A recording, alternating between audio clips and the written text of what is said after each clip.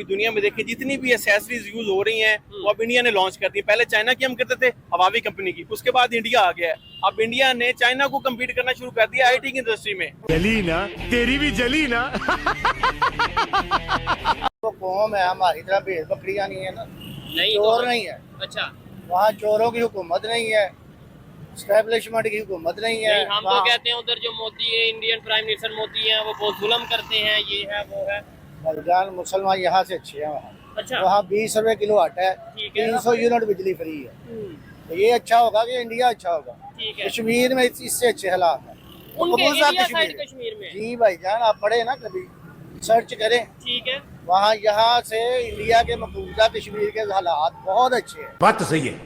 कश्मीर कभी भी पाकिस्तान नहीं बन सकता जब तक सिचुएशन ये रहेगी। हम एजुकेटेड हैं, हम पढ़े हैं, हमें पता है कि ठीक है ये लॉलीपॉप है, ठीक है, यहाँ की तरक्की देखें और वहाँ इंडिया की तरक्की देखें। क्या फर्क वो है?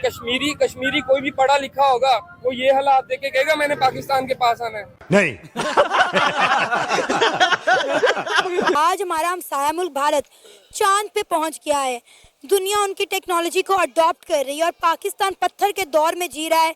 अरे भाई, भारी समझ के बोल रहा हूँ यार, बुरा लगता है भाई, आप लोग भी जानते हो यार।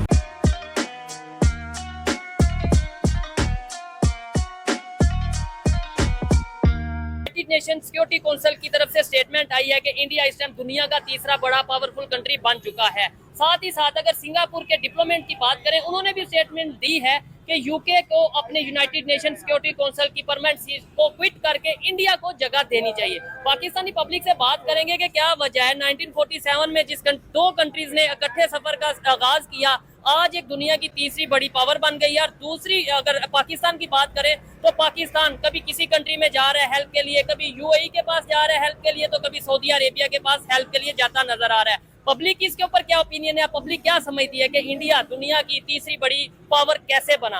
रिएक्शन लेंगे पब्लिक से और जो मेरी पर्सनल ओपिनियन है वो भी मैं आपको बताऊंगा। चलते हैं वीडियो की तरफ और मिलते हैं वीडियो के बाद। नो डाउट जो गुर्बत के हवाले से पाकिस्तान के हवाले से बात कर रहे हैं और इंडिया दुनिया की तीसरी बड़ी पावर बन गया उसके हवाले से बात कर रहे हैं और आईटी के हवाले से भी साथ साथ बात करेंगे। आईटी की अगर बात करें, पाकिस्तान में कितना स्कोप है, पाकिस्तान में कितना इसके ऊपर गवर्नमेंट वर्क कर रही है और इंडिया में कितना कर रही है आईटी के ऊपर? सर बहुत ज्यादा स्कोप है पाकिस्तान में। हम तो अपनी गवर्नमेंट से फेड अप हो चुके हैं। अच्छा। क्योंकि हमारे इतने ज्यादा प्रोफेशनल है, लेकिन गवर्नमेंट ने हमें कोई जो है ना, इंडिया में आप देखें इंडिया ने इतना इसको जो है ना वो ग्रो किया आईटी में, लेकिन हमारे मुल्क में हुक्मरानों ने टैक्सेस लगा के महंगाई करके, लेकिन अगर हम आईटी को और फिर इंटरनेट स्पीड स्लो करके, जी बिल्कुल इस तरह के मसाइल रहते हैं। इस तरह से हमारी जो इंडस्ट्री है वो बहुत स्लो है। ठीक हो आईटी गया। की। अच्छा, दुनिया के जो भी कंट्री डेवलपमेंट की तरफ जा रहे हैं, अगर इंडिया की बात कर लें आज, क्योंकि स्पेसिफिकली हम बात कर रहे हैं कि खबर आई है दुनिया की तीसरी बड़ी पावर बन चुका है इंडिया, और जितनी तेजी से वो ग्रो कर रहा है और सिंगापुर के साथ अभी उन्होंने टेक्नोलॉजी के हवाले से, सेमीकंडक्टर चिप्स के हवाले से एग्रीमेंट किया है। क्या समझते हैं वो टेक्नोलॉजी को कितनी अहमियत दे रहे हैं, हम कितनी दे रहे हैं और इंडिया कैसे आगे जा रहा है? सर ये फ्यूचर ही हमारी टेक्नोलॉजी है। सर देखिए आज जो आगे दौर आ रहा है, हमारा छोटा छोटा बच्चा जो है वो टेक्नोलॉजी यूज कर रहा है, तो ऐसे हमारा ही। फ्यूचर ये है। लेकिन हमारे हुक्मरानों का, हमारी गवर्नमेंट का इसके ऊपर तवज्जो ही नहीं है। वो सिर्फ यही है कि हम के ऊपर टैक्सेस लगा दें, है। हमने कहाँ से खाना, यही तवज्जो है। हमारी गवर्नमेंट की इसके ऊपर कोई इंपॉर्टेंस नहीं है, कोई तवज्जो नहीं दे रहा। ठीक है, ये सूरत हाल में आपको लगता है कि ज्यादा देर हम सरवाइव कर पाएंगे? पाकिस्तान की आम पब्लिक हो, क्या आपको नहीं लगता तंग आ चुकी है, लूट मार पे उतर आई है? अभी कराची से खबर थी, एक माल को लूट लिया गया जी था। सर ऐसी है। इसलिए सर देखें जो हमारे जितने प्रोफेशनल थे वो सारे मुल्क छोड़ के जा चुके हैं या जा रहे हैं। यहाँ पे कुछ रहेगा ही नहीं। यहाँ पे जो हमारा मुल्क डूबता जा रहा है और लोग जो हमारे प्रोफेशनल थे वो मुल्क छोड़ के जा रहे हैं। इंडिया यूपीआई को पूरी दुनिया में किस तरह से फैला रहा है, इसका अंदाज़ा हमें इंडिया के प्राइम मिनिस्टर नरेंद्र मोदी के रिसेंटली दौरों से हो चुका है। यूपीआई ऑलरेडी 12 से 15 ममालिक के अंदर यूज़ किया जा रहा था, लेकिन अब इंडिया के प्राइम मिनिस्टर नरेंद्र मोदी ने यूपीआई को अफ्रीका और इसके गिरदोनवा के ममालिक को भी गिफ्ट कर दिया है। अब अफ्रीका और इसके इर्द गिर्द के ममालिक भी यूपीआई का इस्तेमाल करेंगे और यूपीआई को किस तरह से इस्तेमाल किया जाता है इसको बताने के लिए वहाँ पर यूपीआई के सेंटर खोले जा रहे हैं और यूपीआई के एड्स चलाए जा रहे हैं। लेकिन पाकिस्तान आज भी कैश में ही फंसा हुआ है। यूपीआई सिस्टम को लेकर, डिजिटल करेंसी को लेकर पाकिस्तानी अवाम की क्या राय है और क्या सोच है और पाकिस्तान की अवाम क्या चाहती है, आइए जानते हैं। का सबसे बड़ा मसला मईशत है और मईशत से तो हम بہت پیچھے رہ گئے انڈیا سے، بہت زیادہ پیچھے، کیونکہ وہ ایشیا ٹائگر بننے جا رہے اور ہم کہاں سے کہاں پتھر کے دور میں چلے گئے، سگنل نہیں ہوتے، لیٹ کام نہیں کر رہا ہوتا، بہت سی ایسی باتیں نا. تو ابھی کون سی باتیں میں آپ کو گنواؤں. انڈیا تو امریکہ کے ساتھ سب سے بڑی انہوں نے جو تجارت کے بارے میں انہوں نے بات کی ہے نا، ان کے ساتھ ان کے کانٹریکٹ ہوئے. پاکستانیوں کو سعودی کی ویزے نہیں مل رہے، دبئی کے نہیں مل رہے، تو بہت ہمارا ملک بہت پیچھے رہ گیا، بہت زیادہ پیچھے ہو گئے. اور ہمیں بہت افسوس ہوتے ہے کہ جب ہمارے پڑوس کے ممالک ہم سے آگے ہو جاتے. ابھی آپ افغانستان کی بات کر لیں، وہ بھی ہم سے بہت زیادہ آگے ہو رہے ہیں. انٹرنیٹ کے وہ یعنی ہمارا ابھی آنے والے کچھ عرصے میں انٹرنیٹ کی قیمتیں بہت زیادہ بڑھ جائیں گی، ادھر نیٹ کی قیمتیں بڑھانے لگے اور وہ سستا کرنے لگے.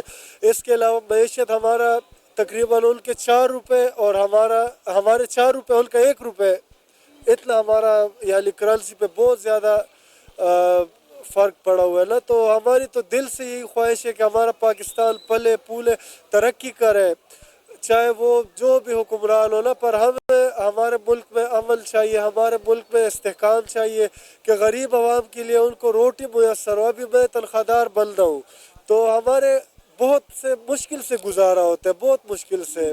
تو ایز اے پاکستانی میں یہی کہوں گا کہ جو اسٹریٹجی بناتے ہیں، جو ڈیسیجن میکر ہیں، ان کو ہوش کے ناخن لینے چاہیے، ان کو عام عوام کے بارے میں سوچنا چاہیے.